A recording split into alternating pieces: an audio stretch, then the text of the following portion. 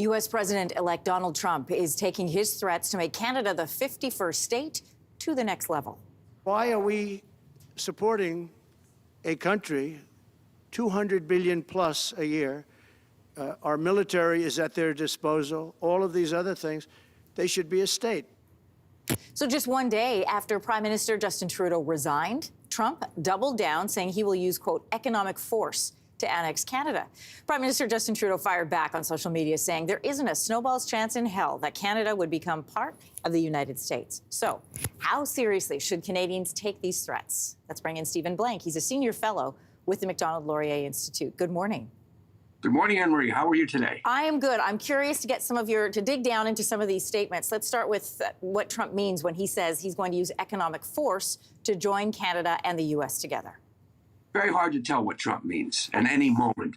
Obviously, it means tariffs, but clearly Trump does not understand how our system works. I spoke with some Americans over the holidays, and they viewed this 51st state talk as just a ridiculous joke. And in fact, they were surprised at how seriously Canadians are taking it. What do you think Trump's endgame is here? Is this just high-level trash talk trying to get into Canada's head before some negotiations? Or is there something more we should pay close attention to? Yes, more trash talk. I don't think Trump has any idea of what he wants to do. But because he does not understand how our system works together, he's dangerous. Putting tariffs in the middle of supply chains would be crazy. I mean, we are really two sovereign nations that share an economic space. That's what Canada should have been emphasizing over the past years. If you want to translate it into Trumpese, it's a beautiful system that works extremely well. So Trump has been claiming the U.S., he made this claim that they've been subsidizing, those were his words, Canada, and has a $100 billion trade deficit. Can you clarify those numbers for us? Yes, I can.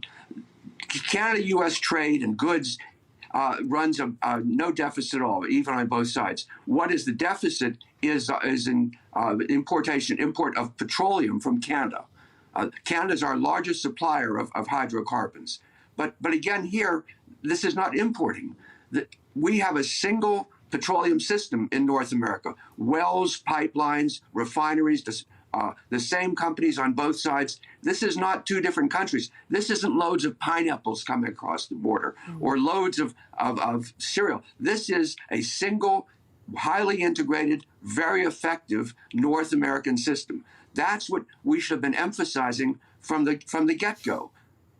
I do remember Chrystia Freeland making that point when this first came out in November, saying we need to remind Americans how much they need us as much as we need them. And you put it this way, which I thought was really clarifying. You said, listen, it's not so much about trade as that we make one product together. So auto parts go back and forth.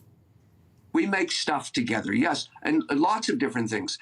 But that's was the value of NAFTA and the U.S.-Canada Trade Agreement, which clarified and protected what had begun years earlier in the 1980s of the creation of a North American economic space.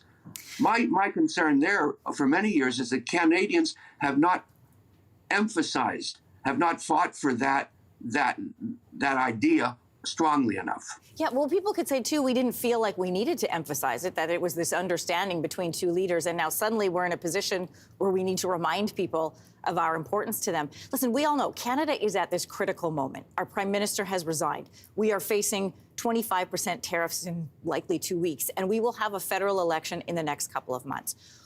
In your opinion, what does our leadership need to do to strengthen our position in light of these threats? It needs to say again and again, we don't trade, we don't sell stuff to each other, we make stuff together. The petroleum system is a single integrated system. As I say, translated in Trump, it's a beautiful, effective system. And putting tariffs in the middle of supply chains is ridiculous. We're dealing with the same companies on both sides of the border making the same products together.